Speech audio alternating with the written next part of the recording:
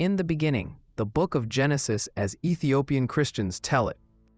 What follows is not a literal translation, but a continuous narrative that blends the text of Genesis, as preserved in the ancient Ge'ez Bible, with the two companion works that the Ethiopian canon keeps alongside it, one Enoch and the Book of Jubilees. Both books expand Genesis in vivid detail and are counted among the 46 Old Testament books of the 81-book Ethiopian Bible. Ethiopian Orthodox Tewahedo Church.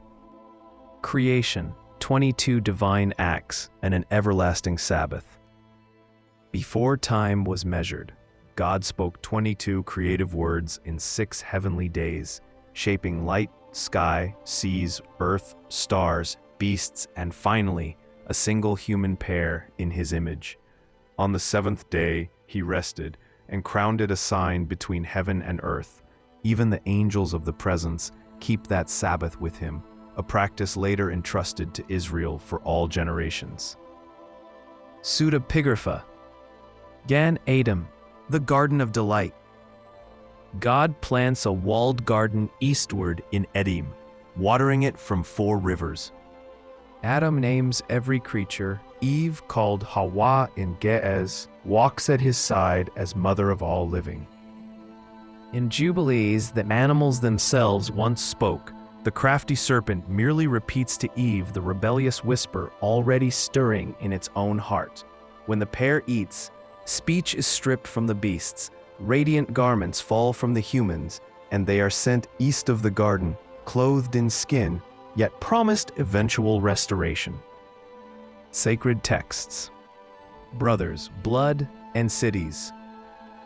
Cain tills, Abel tends flocks, envy spills the first human blood. Jubilees tells us Cain's wife was his sister Awan, and Seth later marries their sister Azura, so the race of the righteous can continue. Pseudepigrapha.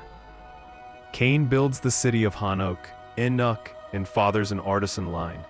Seth begets Enos, who first calls aloud the divine name. Watchers, Nephilim, and the prophecy of Enoch.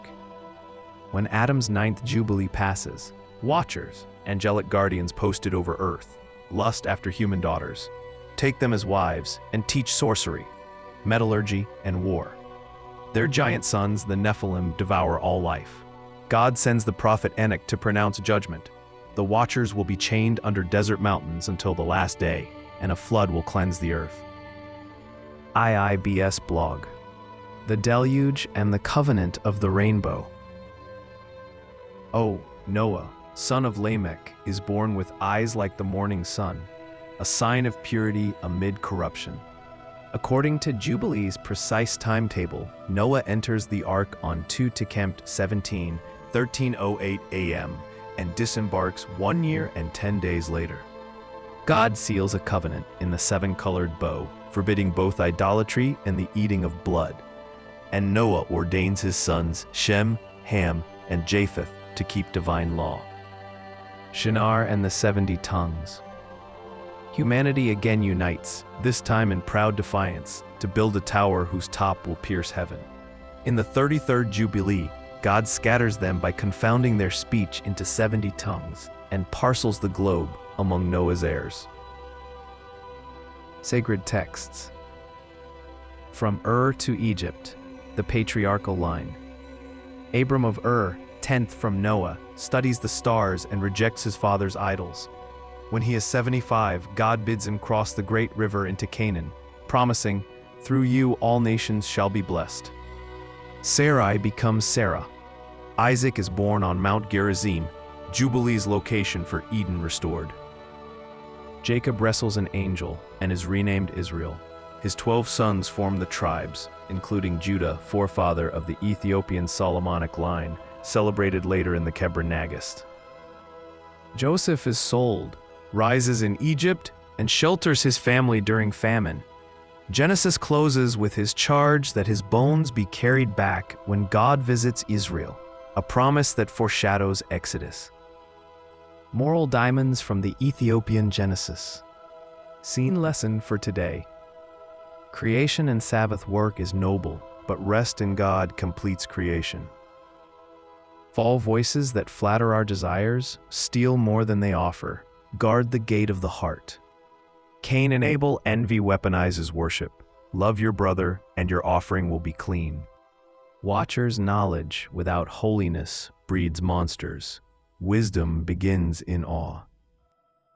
Flood renewal is possible. Righteous choices can float a family above a drowning age.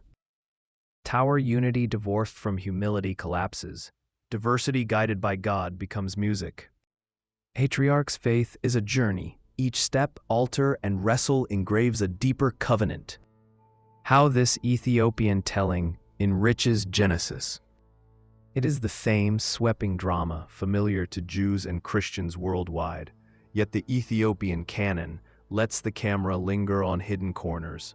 Angelic Sabbaths, sisters turned wives, heavenly court scenes, and starlit covenants. By preserving First Enoch and Jubilees, Ethiopian scribes kept alive an ancient Near Eastern imagination that makes the opening act of Scripture feel simultaneously broader and more intimate, a story of earth that is always already a story of heaven.